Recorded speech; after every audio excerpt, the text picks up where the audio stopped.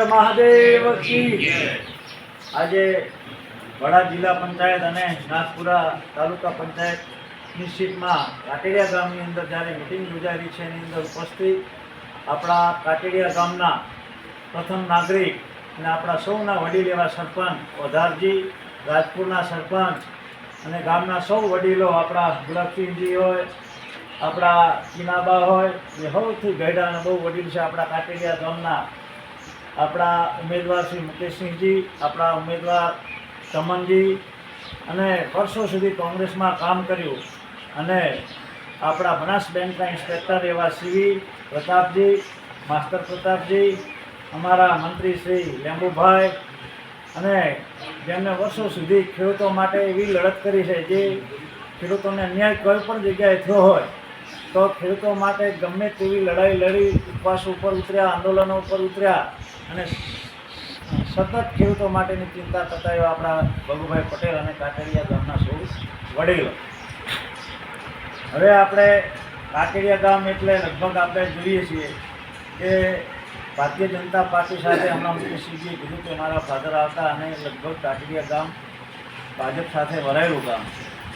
એની અંદર થોડીક ઉણપ હતી. આપણે એ ઉણપ આપણે સીવી અને પ્રતાપજીની આયા, ઠાકોર સમાજ આવ્યા, વડાની અંદર પોતે કોંગ્રેસમાંથી ભાજપનો ખેસ ધારણ કર્યો. એ વખતે જે કાટેડિયા ગામમાં થોડી ઘણી ઉણપ હતી કે ઠાકોર સમાજના જે કોંગ્રેસની અંદર હતા એ પણ એ દિવસે વડાની અંદર આવી અને ખેસ પહેરી અને ભાજપની અંદર ભળી ગયા છે. તો હવે કાટેડિયા ગામની અંદર અત્યારે આપણે કોઈ એવું મતભેદ રહ્યો નથી લાંબો કે આપણે જ્યારે વોટિંગના દિવસે સમગ્ર આપણું ગામ એક થઈ અને ભારતીય જનતા પાર્ટીને વોટ આપી આપણા મુકેશસિંહના ઘરથી છે વિલાસબા અને ચમનજીના ઘરથી છે બેને વોટ આપી અને કાટેડિયા ગામની અંદર વધારામાં વધારે આપણને ભારતીય જનતા પાર્ટીને વોટ મળે એ માટે સમગ્ર જે વડીલો બેઠા છે એમને હું મારી વિનંતી કરું છું.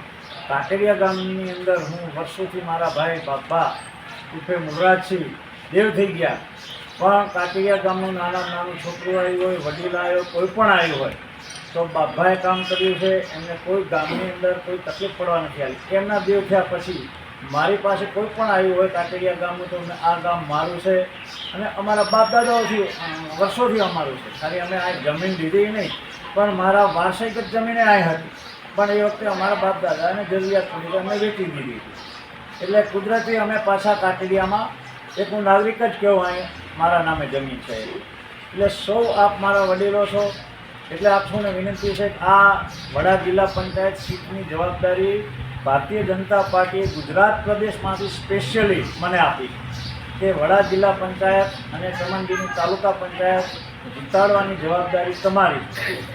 અગર કાટેડિયા ગામમાંથી વોટ જો ભાજપને ઓછા મળે તો બધું મુકેશજી હારી જાય તો એને કોઈ તકલીફ નહીં થવાની, ચમનજી હારી જાય છે તો એને કોઈ તકલીફ થવાની નથી. આ તકલીફ આખી મારા સિરે આવવાની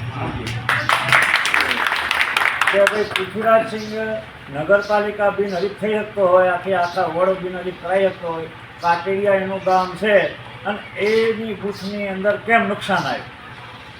આ ગુજરાત પ્રદેશની અંદર આની સમીક્ષા બેઠક બોલે, કોઈ પણ તમે હારો ને એટલે ત્યાં બોલાવવામાં આવે છે અને ગુજરાત પ્રદેશની અંદર સમીક્ષા બેઠકમાં મને ઊભો કરીને પૂછશે. કોણ પૂછશે? મુખ્યમંત્રી હશે અને ગુજરાત પ્રદેશના પ્રમુખ હશે, મહામંત્રી હશે, આપણા જિલ્લા પ્રમુખ કીર્તિસિંહ હશે અને પૂછશે કાટેડિયા ગામમાં કેમ નુકસાન થયું.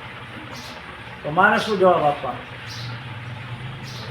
મારો વિરોધ હોય તો કહી દો, હજી મુકેશજીની કોઈ તકલીફ હોય તો કહી દો, ચમનજીની હોય તો કહી દો. જેમ કે કાટેડિયા ગામમાંથી ગમે એમ કરીને બેને આપણે વોટ વધારે કાઢવાના છે તો હું અહીંયા કદાચ મારા બટન ખોલીને દઈ શકીશ કે ભાઈ કાટેડિયા ગામના હું વોટ લાવ્યો. હમણાં આપણને પ્રતાપજીએ કીધું, સીવીએ કીધું વિકાસના કામો, તો વિકાસના કામમાં તો નરેન્દ્રભાઈ મોદી સાહેબે કાંઈ બાકી નથી રાખ્યું. હમણાં તમને અમે 2 દિવસ પહેલાં એક મિટિંગ હતી, એ મિટિંગની અંદર આપણે ઠાકોર સમાજનો એક ભાઈ છે, એની દીકરી 10 વર્ષની છે. 10 વર્ષની દીકરીને કેન્સર છે. એ કેન્સરના દવા કરાવવાના 2 કરોડ રૂપિયા થાય, કારણ કે એક ઇન્જેક્શન એ કેન્સરનું 5 લાખનું આવે. ગુજરાત સરકારની અંદર એમાં રીટ કરાવી કે ભાઈ આ 10 વર્ષની દીકરી છે અને એને કેન્સર છે આની દવાના 2 કરોડ રૂપિયા થાય. મિત્રો, આ ગુજરાતની સરકાર, ભારતીય જનતા પાર્ટીની સરકારે એમ નહોતું જોયું કે આ ઠાકોર છે કાંકરેજ તાલુકાનો, અને કાંકરેજ તાલુકાના ઠાકોર એ કોંગ્રેસ સાથે સંકળાયેલા છે એટલે આને પૈસા ના અપાય. 95 લાખ રૂપિયા, તમે પૂછો દિનેશજી ઠાકોર છે, 95 લાખ રૂપિયા એના મંજૂર કરાયા, એના ઇન્જેક્શન ચાલુ છે. હા, મીટિંગમાં આવ્યો હતો ને, 95 લાખ.